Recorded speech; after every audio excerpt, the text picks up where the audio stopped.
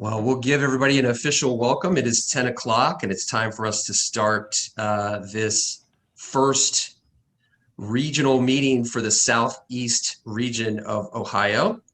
Welcome, and we're very, very excited to have everyone join us this morning. So this is our third regional event. We started up in Northeast Ohio, and then last week we came down through Central Ohio. So I think we took Highway 33 on down here, and we're down in the rolling hills of Southeast Ohio for this event. This should be fun, and we're super excited to have Tanner Huff here this morning as your host. So what I'm going to do very quickly is kind of intro what we're going to do in our event today and kind of give you the general schedule that we'll follow. And then we are going to be off and running. So I'm going to share my screen so that that is visible to you.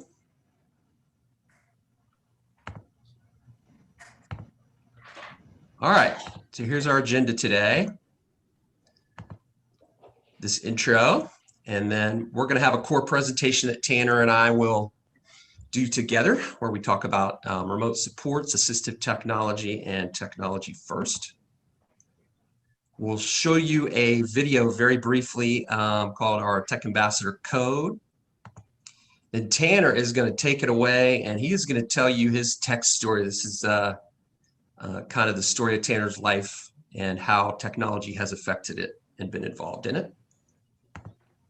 We're going to have our brief poll questions after that. And then we're going to do a tech spotlight where you're going to get to see sort of live, well, I shouldn't say live, they're recorded, but they're demonstrations of some technologies that Tanner uses in his own home, and they're pretty cool. And then we're going to have Q&A for the last portion of the day today. All right, so as I said, either type those questions in during any part of the program in the Q&A if you want to type them, or if you want to ask those live, just wait, and we'll do that through raising your hand at the end. All right, just a couple more brief general notes about the Tech Ambassador program. If you're interested in what we're doing, you want to know about other events or other things that we have going on, the best place to go is our website. That's ohiotechambassadors.org.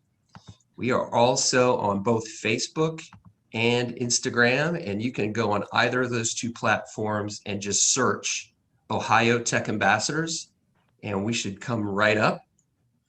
We also have a YouTube channel where we are posting not only all of the recorded events, so this event, like others, will be recorded and posted to our YouTube channel, but also some other little videos, some things that we post on social media, and some other interesting videos, so you should check that out.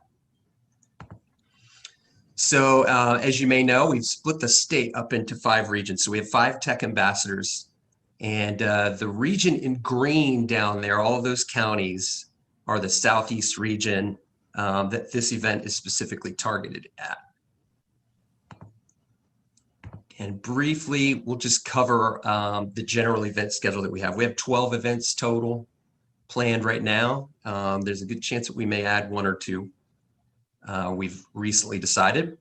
But right now we're in round 1 of the regional meetings. So this is the 3rd one here on March 11th. So you can see that next Tuesday we're also going to have a regional event with Nathan Turner. That'll be in the northwest part of Ohio. And then on March 24th with Robert Shoemate, we're going to be in southwest Ohio.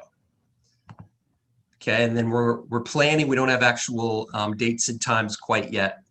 We'll have a whole second round of regional meetings. So we'll be back down here in Southeast Ohio during one of those. And then we're going to have a statewide wrap-up event where we come back to everyone in the whole state and just kind of check in with everyone on all of the experiences we've had. And we've already had quite a few pretty interesting ones. Okay. All right, Tanner, are you ready to get started on our core presentation? Yeah. Good. Let me get that rolling here.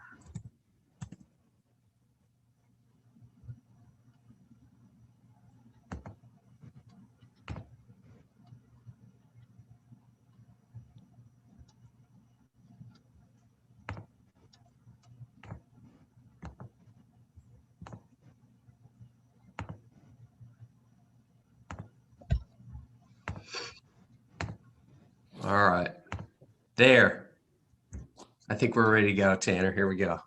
Yep. So this is a general presentation on supportive technology in Ohio. Ohio is a leader in the way that we handle technology with our individuals with developmental disabilities.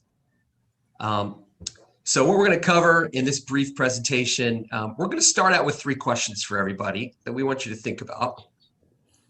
First one, do you have trouble finding direct care staff to come to your home? So for this question, if you're an individual with a developmental disability, this applies to you. If you're not, if you're an SSA, somebody that works at a county board, a family member, just put yourself in the position of that person with a developmental disability. Just think of this from their perspective.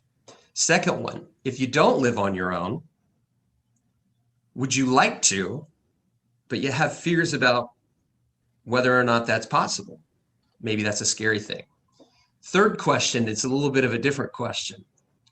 Would you have considered telehealth, Zoom doctor visits, a realistic possibility before COVID-19? So a year ago. So just keep that in the back of your mind as we're going through this little presentation. Okay, so supportive technology in Ohio is made up of 3 things, and those are assistive technology, and that's different types of equipment that can make life better, safer, or more independent. Remote support, which is a way that we can deliver support through technology rather than having people physically in a home. And then technology first, which is a law in Ohio that governs how we provide care to our individuals here. I think Tanner's going to have something to say on some of the assistive technology equipment. Yeah. We're going to start here. So Tanner's got some really interesting things that we'll demonstrate in our tech spotlight later, but there could be many, many different types of equipment or services you could have in your phone that would qualify as assistive technology. Those could be digital assistants, even things that are just on your phone like Siri or Bixby. Smart appliances, and Tanner's going to have a demonstration of one of those.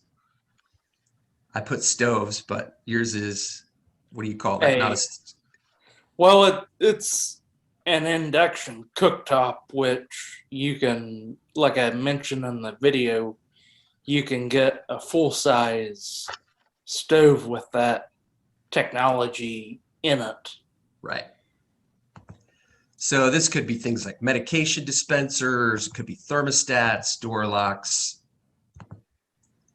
all of these things. We don't necessarily need to take time and describe what all of these are. Probably many of these may be familiar to you already.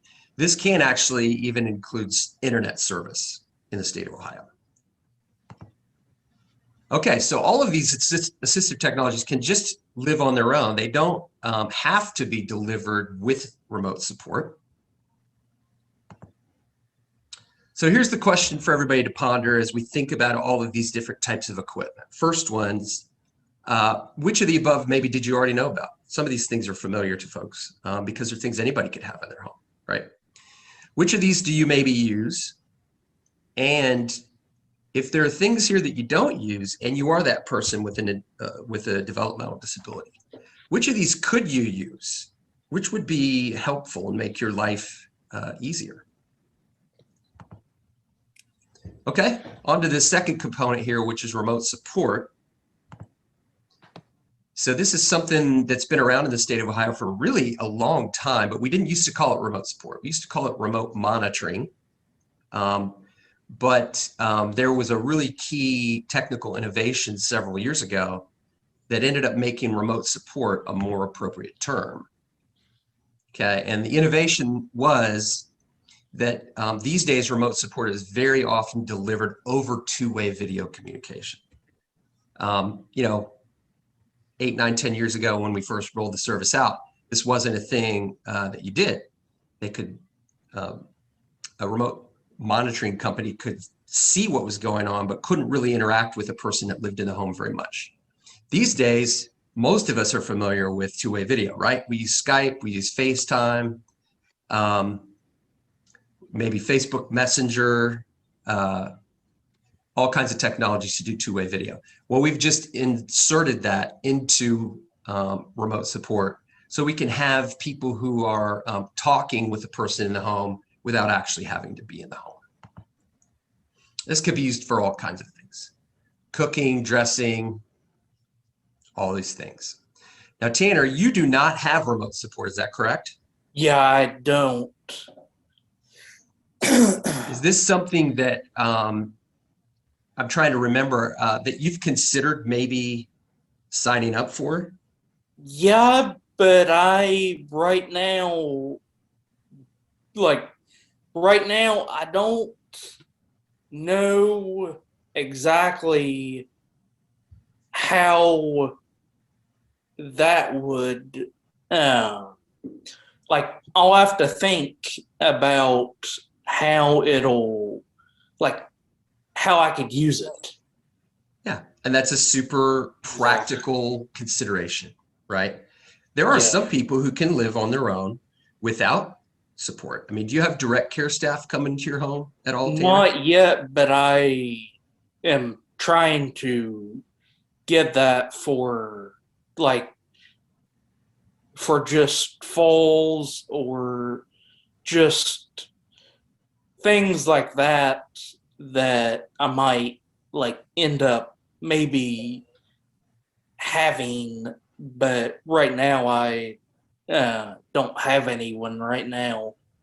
Yeah, so this is one of the key things about remote support, right? One of the most advantageous situations for remote support is where people have direct care staff coming to their home already in situations where maybe you don't actually need to have a physical person there, right? So if what a person needs help with is what clothes to wear or a little advice on cooking, checking up on them to make sure medication's taken, you don't need a person in the home physically to do that. So that's kind of the heart of it. So this produces people with more independent lives. They don't have to have people over in their house, and if they decide they want to be a little more private, they can. Another thing that it really helps with is, we do have a shortage in Ohio, as we do in many, many states in the country, of direct care staff. So it can be hard to find available direct care staff to come to a person's home, even if they do need it. All right, and it's completely customized to the needs and the wants of the individual.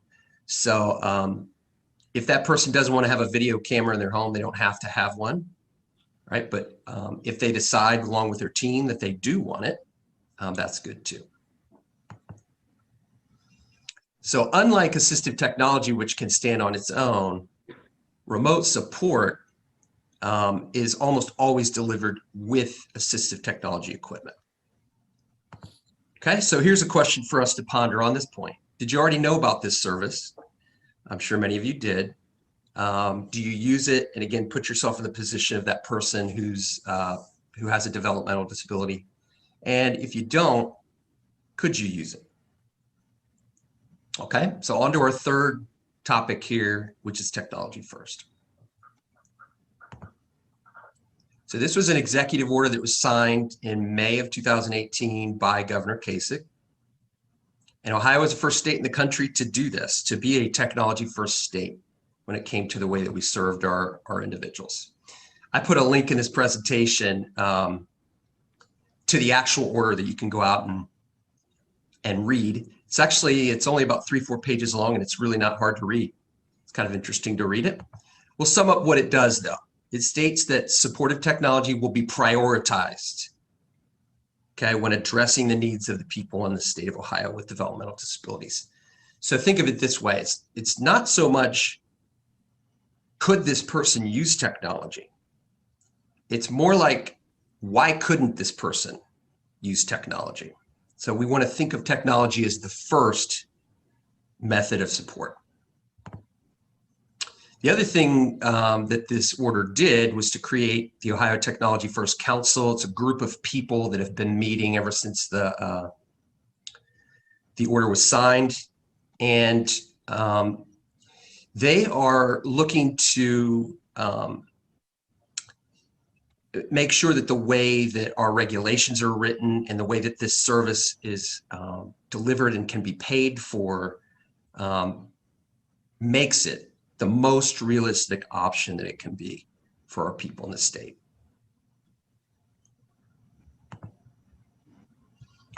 So a quick note. What do you do if your SSA is not discussing technology with you as a preferred solution? Right? And we've got a lot of great SSAs in the state, and the vast majority of those folks, if you came to them, I think, and said, hey, I'm really interested in technology, I think it could help me. The vast majority of those folks, I'm sure, are gonna just go right out and investigate what they can do to help make that happen for you. But if you happen to have a situation where you didn't feel like that was happening, you can always advocate for yourself or have a person in your life that can advocate on your behalf. Talk to that SSA and say, hey, you know, we really want to look at technology.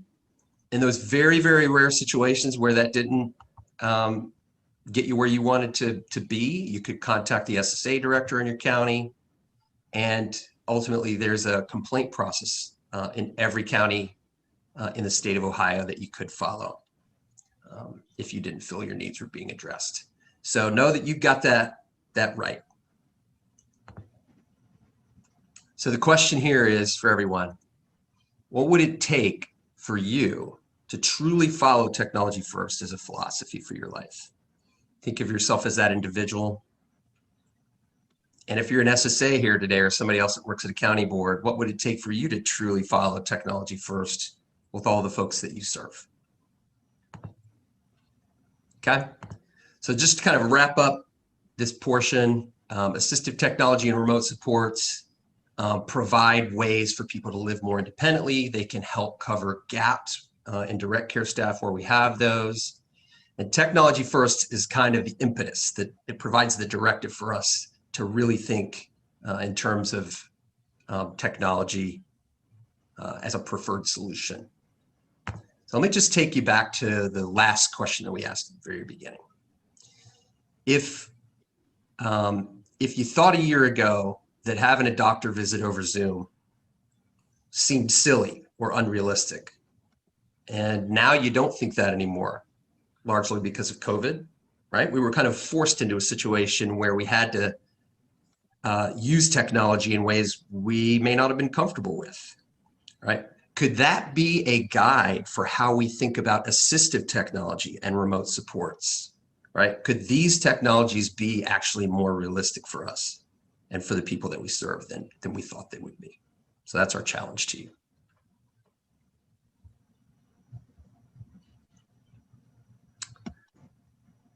All right.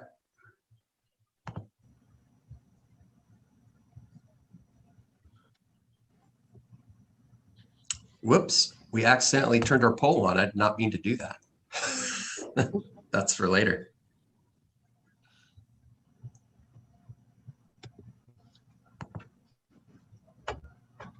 All right. So what I do want to do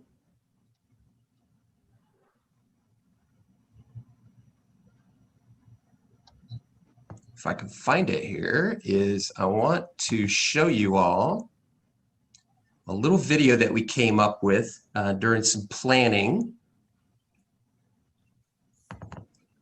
So I had asked our tech ambassadors to just think about this opportunity and what it meant to be a tech ambassador. So they did that. And then we all got together, and for 20 or 30 minutes, our core team just kind of listened to what the tech ambassadors said they thought it meant to be a tech ambassador. So we kind of boiled that all down to something that we call the Tech Ambassador Code. And we have this little video that we want to show you here in just a second.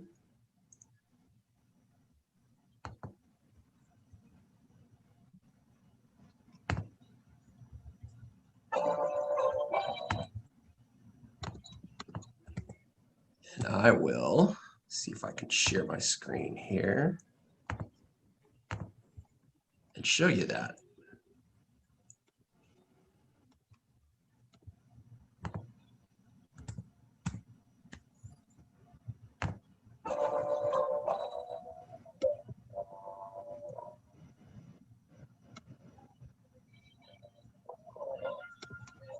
example.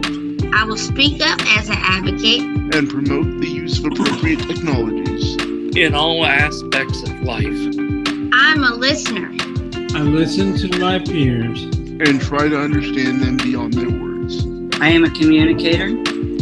I use my comfort with myself to help me be comfortable talking to others. I am knowledgeable. I constantly learn technologies and how they best can be used to improve independence.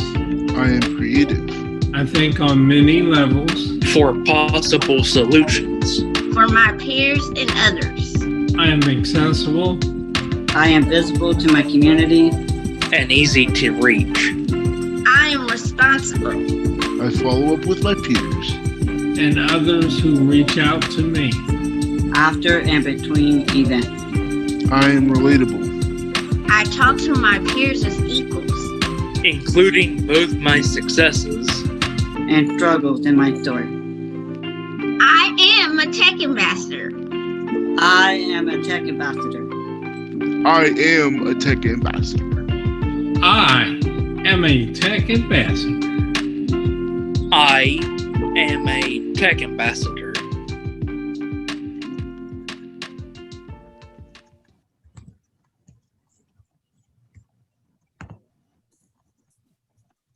All right. Tanner, are you ready to tell your tech story? Yes. You are up. Take it away, sir. Hi, I'm Tanner Huff, as George mentioned, and I want to tell you some technology that I have used and love using. But first, I want to tell you some about myself. I was born with cerebral palsy, and that was caused by a couple brain hemorrhages and hydrocephalus, which also caused me to be visually impaired. And due to that, the doctors mentioned to my parents that I would never be able to go to college, go to school, or a regular school, go to just different stuff like that, or do typical everyday activities. And I had been a success story because my parents didn't take the doctor's word. They tried to get me to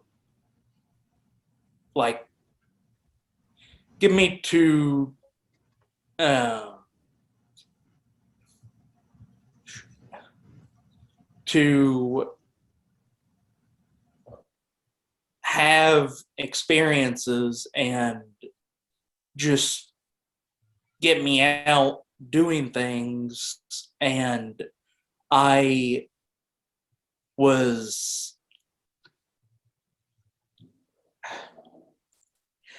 I was 4 when I started talking after staying in the hospital 106 days with the brain hemorrhaging and hydrocephalus.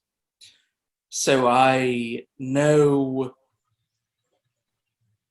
after learning it American Sign Language, but I need to refresh myself in it if I would ever need to do it again or to use it again. But from that, all that, I have had experiences with technology that my parents came up with in the form of a 3-wheeled bicycle and a custom dune buggy that my dad had designed and built due to balance problems that I have due to everything in the hospital happening to me. And why those are significant are because that was something they came up with and agreed that that would be helpful for me to not show my disabilities as much and be more independent and self-sufficient in everyday life, or in those cases in special activities we love doing as a family.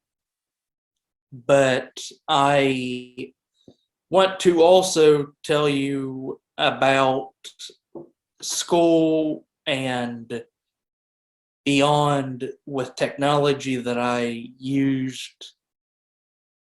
And George, would you put the slide of the Zoom text and the pictures up so that I could show and tell about that?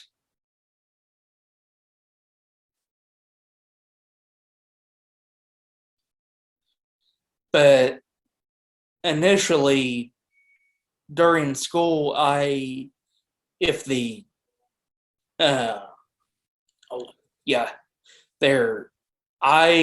had 2 screen reader programs. One is Zoom Text, which was a magnifier and screen reader combination, along with the necessary visual aid of the CCTV, which you see beside the pictures of the assistive technology for computers, which is a magnifier with a screen and table that these days you can have portable magnifiers to the point of being able to hook them to your computer and have just a small bag to put them in so you can take them anywhere that you need. And along with that, you can also have them self-sufficient with a camera system that you wear, like a pair of glasses. But I didn't put that up. I just put the first magnifier, which I used from 2nd grade until probably 6th grade, using, which was real cumbersome to use, to transport, I mean. But other forms of technology I've used for computers throughout school was Kurzweil, which is also a screen reader and magnifier software. But in addition to that, it lets people with reading, writing, and visual problems be able to take tests and just read like papers or listen to papers being read to them by the form of a scanner that you use with a computer to be able to scan documents in. And I used that from ninth grade until 12th grade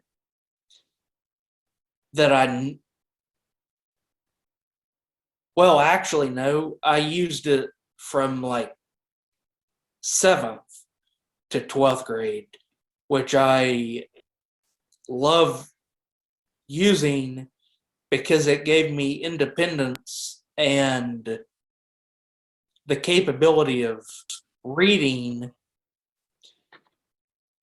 stuff or listening to stuff on my own without people having to read stuff to me. So it gave them like a break or something throughout the school day.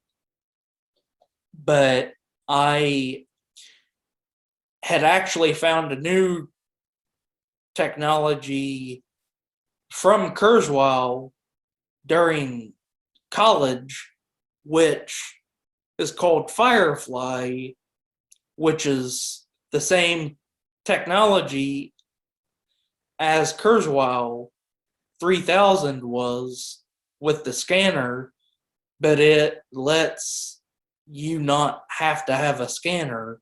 You can upload the documents like off the internet, or like if you have papers that are emailed to you, you can use that to do the same thing as Kurzweil 3000 without a scanner now.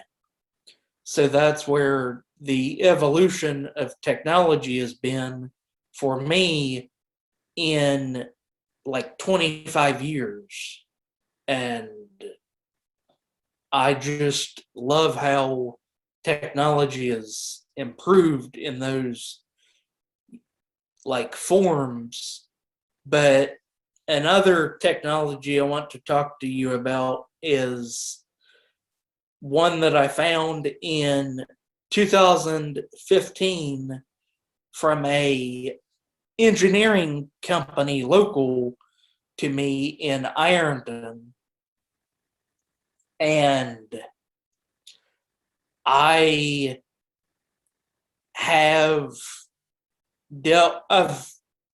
been with them as a consultant for their Maker Vault project, with getting that project to have more accessibility in it with their engineering pieces of equipment, which are 3D printers and just pieces of equipment like that. And the technology that they showed me is called Tinkercad, which is a 3D printing software that anyone can use. Like, you don't have to have like engineering knowledge or a engineer background to be able to use. The company's motto is to give accessibility, or to give access to people from the age of 8 to 80 the opportunity to have their dreams and their opportunities to create products like decorations for their home like decorative, like footballs, or like products like a handle for like a utensil to make it easier to grasp.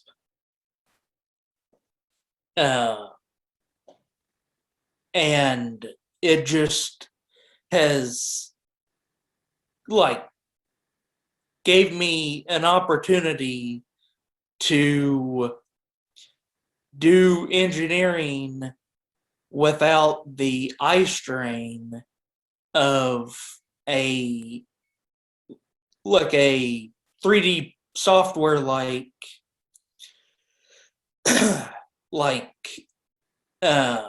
CAD or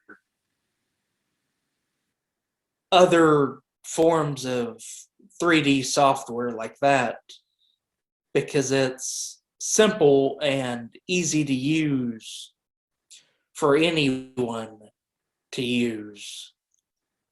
But also, I just have been promoted to a position on the board of DD for Lawrence County myself.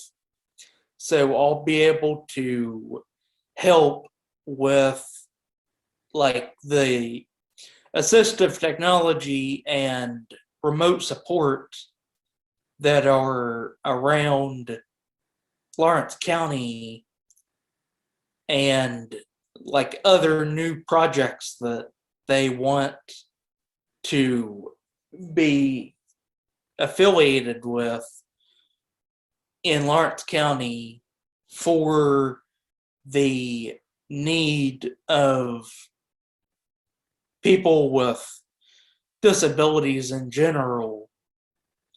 And also, I have just found out since last October that there is a service dog agency that is local that I am also getting a service dog from. And I now want to show the tech spotlight for the products that I have for you all to look at and ask questions about. All right, that's awesome. So what I'm going to do real quickly before we get to the tech spotlight, Tanner, thank you very much for sharing your story. That's great. Okay. Is we are going to do our poll quickly. Okay, so we've got 2 questions.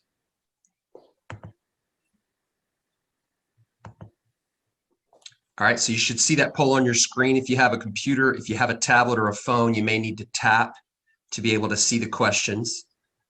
So, and these questions are about barriers that people may be experiencing. One of the things that we're very interested in our Tech Ambassador program is to identify barriers that maybe need to be overcome that might be there preventing people from either using technology or wanting to try technology. Okay, so the first one is, what's the biggest barrier to people with developmental disabilities attending events like this one? And then the second question is, what's the biggest barrier to people with developmental disabilities just using technology in their lives? So we'll give you just a minute here to answer those questions right before we do the tech spotlight on some really cool technologies Tanner gets to use at his home. All right, so again, what's the biggest barrier to people with developmental disabilities attending events like the one that we're having here? We see many SSAs have registered, and honestly, probably less individuals with developmental disabilities than we would have liked. Okay, so chime in with your opinions and thoughts about that. And then second question, what's the biggest barrier to people with developmental disabilities just using technology in their everyday lives? Okay, we'll allow just another couple seconds here for those of you who want to participate in that poll. And if we have time at the end here, we'll share the results of the poll. But we want to make sure we get our tech spotlight in and then leave a little bit of time at the end for folks to ask questions if they want to. All right, thank you very much for participating in that. Okay, so I'm going to share a couple of videos that we put together that Tanner actually took in his own home that let you see his robotic vacuum and his induction cooktop. So I am going to share those videos with you right now. The first one is on this robotic vacuum.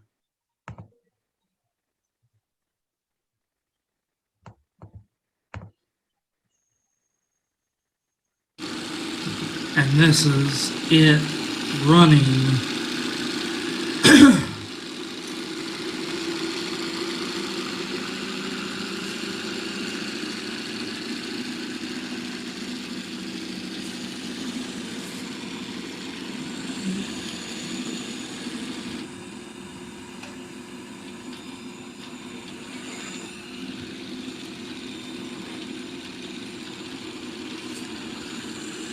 And it can go around like pretty much anything that you have around your house. This is it going to the dock system that it has, and it has the dock be able to empty itself, and it'll empty itself into a canister that is under that white sticker there on the top. That is the top of the canister, and it'll be able to use that for about 15 days before emptying it.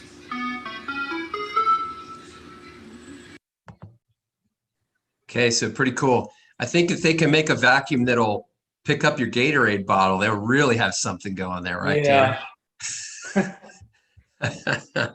And Tanner tells me that this vacuum, in addition to having that really neat base that it can empty itself into, also has voice control that you could use with Alexa or Google Home.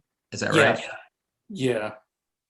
Yeah, and it what it does is it'll go row by row, and you can set it to do individual rooms in your house, or set a schedule as well to be able to run even when you're not home.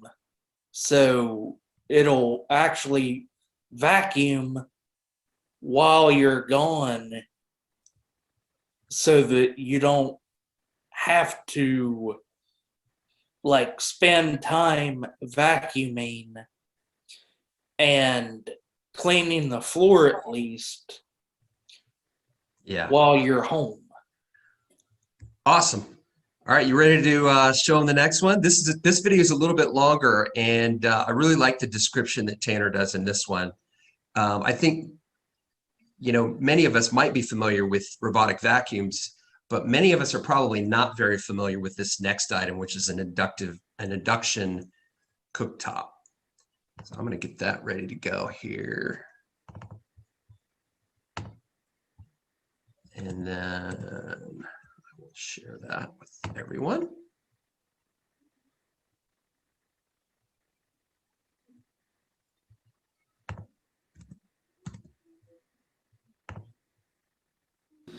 This is my new wave induction cooktop. How it works is it activates with magnets to electricity through it to go to the cook surface of the pot or pan that is on it, which also has to be magnetic as well to make the unit work, which you'll see here in a second. Now it's activated if you were wanting to make like pasta or corn or anything that uses a cooktop surface, which they also have a stove version of this, but this is good because it will let me it'll let me cook, and if I simulate movement of it being like pushed off the magnets, it will not like work if it's not on the magnetic surface anymore. So it's good for safety purposes as well. And there's an audible tone that will, as you can hear, beep. And here are the settings for it, which you could use bump dots for with being visually impaired or blind. You could install bump dots of different colors or like different orientations to tell you what the like different buttons are if you can't see them. I'll activate it again because you can see that the water is in there, but it is said that it will take less time. I think it's like a minute and a half to do like boiling water on it, and it goes from 100 degrees to sear, which is, we're thinking 500 degrees, but all it says is sear, like you can see there. But it also has a feature that's cool, like I told you before, that until you get to the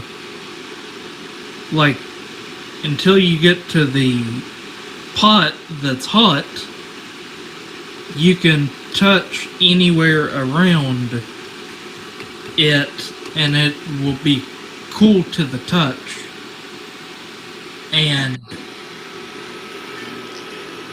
see, it's already starting to boil already, and you can see how much water is in the pot and how long it had been since I activated it.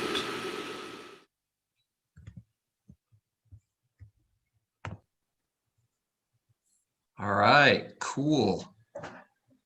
That is a really, really cool, feature, like you said, for safety and really convenience. I think that may cook faster than a lot of cooktops and stoves. Yeah.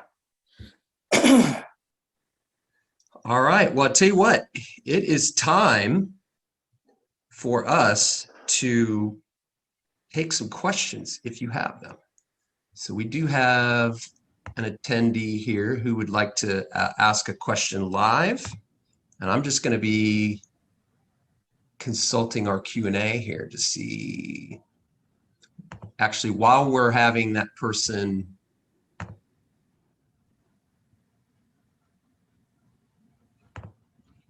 while George, we are this is having, Courtney. yeah, I just Okay, got it. co-host again where you can do that. Yep, perfect. I'm going to read a question that we had earlier, just in case this is something that would apply to multiple people. So we had a person that said they were interested in finding a computer program to help them talk using their own voice. So we're going to follow up with that person through email. I'm assuming that that might mean that you either have trouble using your own voice or that it's hard for folks to understand you.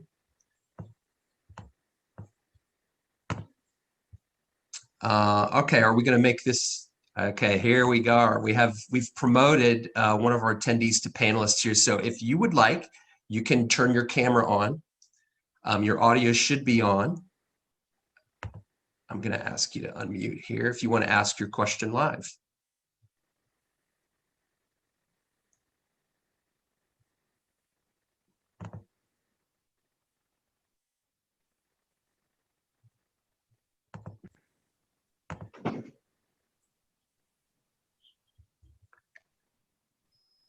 Here we go. Hi. I'm sorry, I didn't have a question, but I just wanted to check in with you, let you know that. Oh, okay.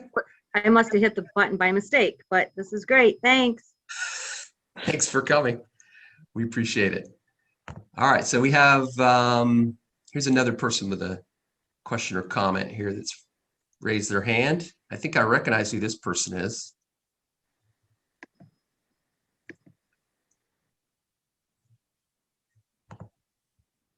Well, look who it is. It's another one of our tech ambassadors. Hi, Chris. Hi. Tanner, I saw that you had the big CCTV sitting Yep. on your table. Yep. My question is, how would you carry that to the store if you wanted to see something? Or Yep. do you use a little magnifier, a handheld CCTV? Or do you pick that up and like a hero and just carry it to the store and put it on a buggy and see what you're looking at? Well, I had actually used it only for school because of that reason. But when I would go to the store, my parents would like bring something up close enough for me to see. But that brings up a good point, because this month I'm going to be going to Columbus to look at a new version of a magnifier that you can use while moving. And you can actually, I've actually seen videos on the Blind Life YouTube channel with the person that came up with the YouTube channel using it and reviewing it. And it's called A-Sight.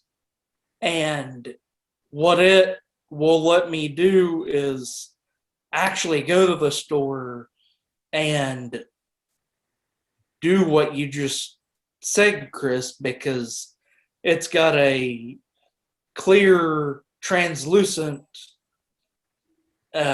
visor in front of two screens that are in front of your eyes that let you see something on what would be like a 60-inch TV.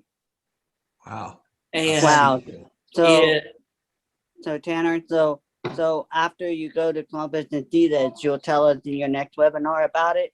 Yeah, because I'm Just gonna say that. wanting to after Columbus, I'm wanting to determine which one that I'll get through the waiver, because I had also saw a previous one called Iris Vision that you have to be stationary to use as well, because what that version is one that looks like a virtual headset, like an Oculus Rift, that has a Samsung S7, I think it is, as the camera.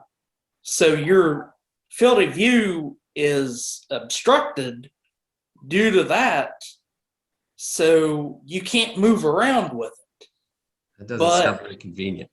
But I was able to see from a sitting position around 400 yards to a Chipotle drive-through and tell what vehicles that were exactly going through the drive-through or that were parked in the building's parking lot that I was at. Super cool. And I normally would not be able to see that far. Awesome. All right, I'll thank tell you you. what. Thank you. You're welcome. I think we have one more question here that we want to make sure we get in within our actual time limit. And that is somebody else that I think maybe we might recognize.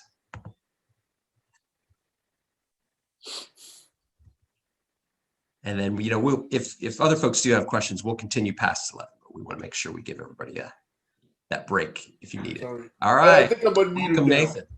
Yes. Hello, everyone. I'm Nathan Turner. I'm Tanner's fellow Tech Ambassador, and excellent job with your presentation, Tanner. It's so good to see all of the cool technology you use. My question Thank for you. you is, what are some more of your favorite meals to make on your cooktop? And if you would be interested in tag teaming with Marcy and I to make a meal sometime if we can get together. Yeah, I'd actually love that, Nathan, because I want to be able to meet all of you in person when we can, because I really think that all of the group is so neat to like be a part of and know all of you. And I have actually I've actually made dinner for me and my fiance using it.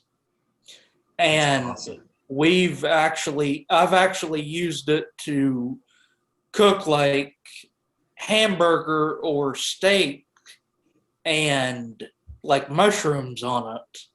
So it's very versatile in what you can use it for. And you can even, like, if you are like heating like chocolate for the holidays, you can even use that to heat without burning due to the 100-degree heat setting. So we usually use that for like anything holiday related like that. And it's very portable to be able to take practically anywhere that you can plug something in. So, That's awesome.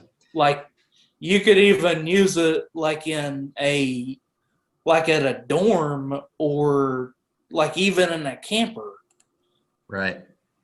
I'll tell you what, if you guys all get together, I hope I get an invite, because number one, I want to record all of that on video. That would be awesome. Yes. And number two, I love food. So And Same pizza would make here. a great backup if it's a complete disaster. But yes, that's Yeah. great.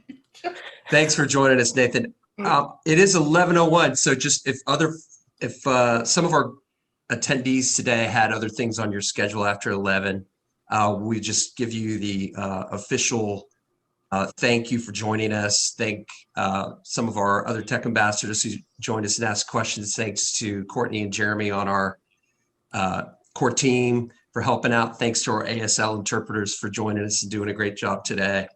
We will hang around. I know that we've got at least one more question in the Q&A.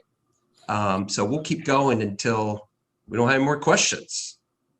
Let's see. I have one for Tanner. So it says, how did Tanner get the countertop induction stove?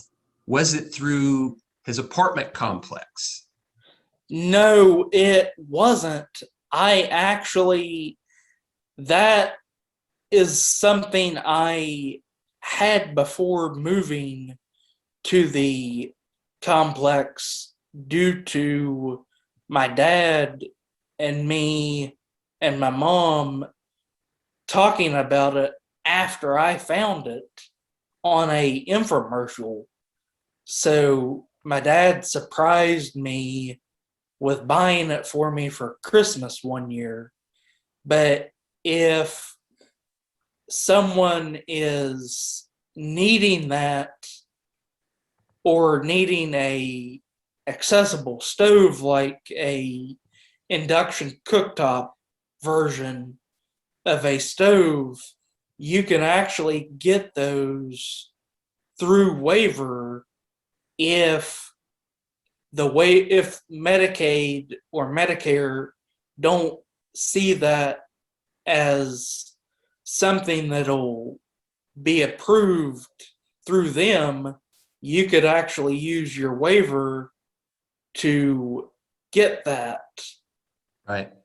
That's a good point. And, I want to say, I don't know if you know, because it was a Christmas present, what that cost, but my reviewing of some of this stuff, the cooktops themselves are really not super expensive. You can get one for under $100.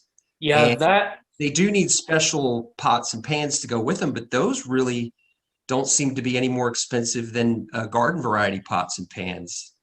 So no, I think it could they're be not. a thing for people. And that one actually, you can actually still buy on New Wave's website, and it is in the stores. When I have looked on like Walmart.com and other stores like that, they are now, you can pick them up for like $50.